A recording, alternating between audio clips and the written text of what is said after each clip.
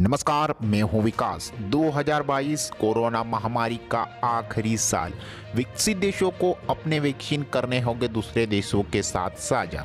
Omicron के तेजी से बढ़ते मामलों के बीच WHO विश्व स्वास्थ्य संगठन के डॉक्टर टेड्रस अधनोम ने कहा कि 2022 कोरोना महामारी का आखिरी साल हो सकता है, लेकिन इसके लिए विकसित देशों को अपने वैक्सीन दूसरे देशों के साथ साझा करने होंगे।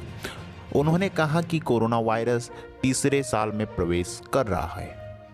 WHO के निदेशक को पूरा यकीन है कि साल 2022 में कोरोना महामारी का अंत हो जाएगा, लेकिन संक्रिय राष्ट्रवाद और वैक्सीन के जमाखोर इसमें बाधा बन सकते हैं। डॉक्टर टेड्रस ने कहा कि वैक्सीन की असमानता में ही ओमिक्रॉन जैसे वेरिएंट के पनपने के लिए आदर्श परिस्थितियां पैदा की है। उन्होंने बताया कि वैक्सीन असामान्यता जितनी ज़्यादा रहती है, वायरस में विकसित होने के जोखिम भी उतना ज़्यादा होता है। ताज़ा आंकड़े बताते हैं कि दुनिया के कई हिस्से पिछड़ रहे हैं। Burundi Democratic Republic of Congo, Chad और हैटी जैसे देशों में पूरी तरह से वैक्सीनेट लोगों की आबादी 1% से भी कम है, जबकि हाई इनकम वाले देशों में यह आंकड़ा 70% से अधिक होने का अनुमान है।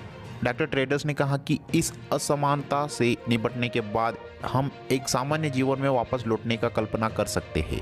अपने बयान में उन्होंने कहा कि अगर हम असामान्यता को खत्म करते हैं तो महामारी का अंत हो जाएगा। Global vaccine facility, Covax, WHO और हमारे सहयोगी दुनिया भर में उन लोगों के लिए वैक्सीन, टेस्ट और इलाज में सुलभ बनाने का काम कर रहे हैं जिसकी उन्हें ज़रूरत है। उन्होंने कहा कि वैक्सीन के दम पर अब तक लाखों जानें बचाई गई है। चिकित्सकों के पास अब कोविड-19 के बचाव और इलाज के लिए नई दवाएं और मेडिकल टूल्स भी उपलब्ध है। पूरी दुनिया में तेजी से फैल रहे ओमिक्रॉन वेरिएंट को लेकर डॉक्टर टेड्रस ने कहा कि ताज़ा आंकड़े बताते हैं कि अस्पतालों दाखिल कोविड-19 के 80% से ज़्यादा मामले वो हैं जिन्हें बूस्टर डोज नहीं दिया गया।